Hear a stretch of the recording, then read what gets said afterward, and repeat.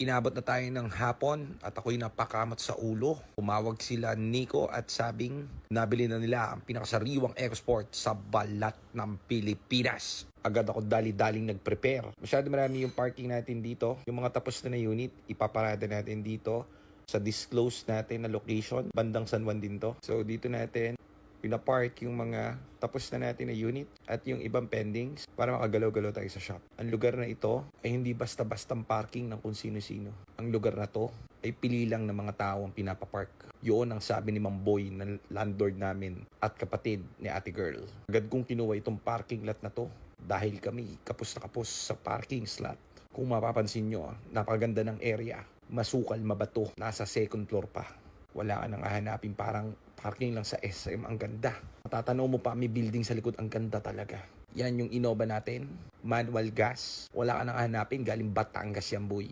Yung Mirage, nasa kapitbahay natin, hindi yan sa atin. Yan yung Fiesta natin na bagong kuha kahapon, na napaka-inam. Maganda na yan, pero teka muna, syempre, pe-prepare pa natin yan. Bibigyan na natin lahat ng gusto niyan. Sino ba itong poging Kastilang ito? Naka-peace sign pa. Ang Berdugong Kastila. Ganda ng forma niyang Fiesta. So, ito yung isa naman nating Fiesta kay Sir J naman to, kliyente natin. So, nagkaroon ng fault to kasi nalobat. So, huwag nyo kaya malobat ang mga unit nyo. Ngayon, na-pinpoint na natin ang problem. Isusoli na natin bukas itong unit niya. All goods na. Pwede nang i-long drive ulit. Nagfo-fault dahil siya ay nalobats. Ganda na itong truck na to. Old school, oh. Ang lugar pala na ito, guys, gaya ng nasabi ko, pili lang ang pinapapark dito. Sabi ni Mamboy, nakapatid ni Ate Girl. Hindi, pero mabuting tayo si Mamboy. Nahanap lang namin ito, malapit dito sa shop to. So dito, medyo masukal to, nakikita nyo yan. Medyo mahal ang parking kasi na yan, no? Yung kuweba na yan, yan ang ginamit ng mga Kastila noong unang panahon. Diyan sila nagtago. Ang kwento ni Mamboy, hinubad nila mga uniforme nila dyan. Mga 100 hapon sila dyan. Mga sundalo. Hinubad nila yung mga uniforme nila. Tapos nag-disguise sila ng mga Kastila para hindi sila matuntun ng mga katipunero.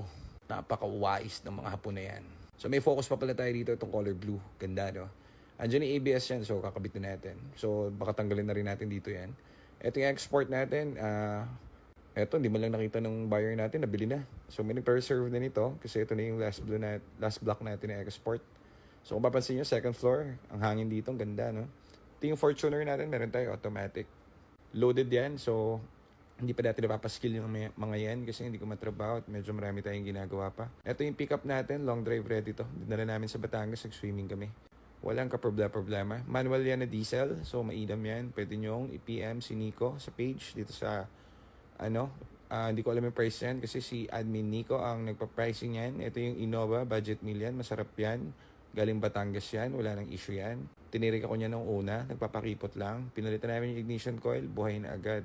Pwede ka maglagay ng mga 20 Kastila dyan. Pwede yan. Mainam yan, boy. So, yan. Babalik na tayo ngayon sa shop ulit. Naglagay tayo ng 4 na unit dito. Bali, nasa baba ako. Nagbabantay ako ng sasakyan kasi. So, ako ang lookout nila rito. At sila ang magpaparada rito sa loob ng mga kotse natin pending. Bukas kukuhanin din itong mga ito. Magro-rotation lang tayo, guys. So, hindi ko pwedeng disclose yung lugar nito kasi si Mamboy medyo stricto. So ito, medyo lowered tong kotse ni Sir J, itong black na Fiesta. So iniingatan nilang huwag magasgas at baka tayo malintikan sa may-ari. So dahan-dahan lang ang atras. At sabi si Aljon ay nag-yo-yo dun sa loob. At papark na rin yan. So ang ganda ng Fiesta ang dala niya. So ito, pinatag lang to ni Mamboy. Kita niyo yan yung mga bato. Nag-request kami, Mamboy, wala na akong parking eh. Sabi niya, ako bala, balik kayo mamayang hapon. Aba, matindi, pinatag agad. So, patag na agad yung mga bato-bato dyan.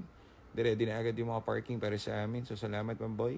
Mabuti kang tao. Busilak ang kalooban mo, Mamboy. Mamboy, baka pwede naman lagyan ng ilaw itong yung parking mo. Lagyan mo naman ng ilaw, Mamboy. Lagyan mo ng solar na ilaw.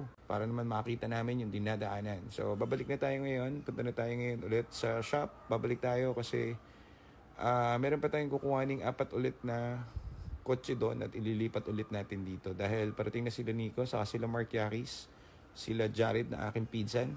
Babalik na sila sa shop dahil may na silang nakuha ang pinakamagandang EcoSport daw sa lahat na balat ng lupa, sabi niya. Titignan natin kung talagang mainam yung nakuha niya EcoSport. Titignan natin kung pasok sa panlasa ko. Hindi na ako sumama kasi dami na sumama. Tontuahin mo yung pag bibiling kotse. So, nagpaiwan na lang ako dahil ako'y naglinis ng office. At Marami rin dumating kanina. So, salamat sa mga dumating at nagpa-repair at kung ano-ano pa. Mga bumili kanina. Dami din. Thank you. Salamat sa inyo. Lalayo nyo. Pero talagang pinupuntahan nyo kami. Salamat po. So, balik na tayo sa lungga natin. At ito na yung pangalawang batch natin. Pangalawang balik na natin to. Ito si Kuya Edwin. Pasensya na kayo, medyo madilim. So, napansin ko tahimik si Kuya Edwin, aka El Libido. Napansin ko yung lungkot sa mga mata niya. Nuksan ko nga yung ilaw dyan. Sinabi ko, okay ka lang ba, Kuya Edwin? Tumams up siya. Nagsabi siyang, mahal ko ang manugang kong si Aljon. Ako'y nagulat. At ako'y biglang kumaripas ng takbo. Mahal na mahal daw ni Kuya Edwin ang kanyang manugang na si Aljon. Si Aljon, aka Titan Boy. Kinilabutan ako at tumaas ang mga balahibo ko. Kaya agad akong nagpatay mali siya. Patay mali siya ako nag-drive. At eto, nakabalik na ulit kami sa shop. Gabi na. At dumating na ang mga bagong EcoSport natin. Sisipatin ko at tinuturo ko pa yung blue. Aba, mukhang mainam nga ito. Mukhang mapapahiya ako kila Mark. Kila Mark Yais. Mukhang maganda nga itong nakuha nila. Pero gaganda pa to, syempre. Tataas ang value nito kasi lahat ng po pwede rito ay kakabit natin at gagawin. Kahit wala nang issue. Ang dami nating eco. Salamat. Thank you.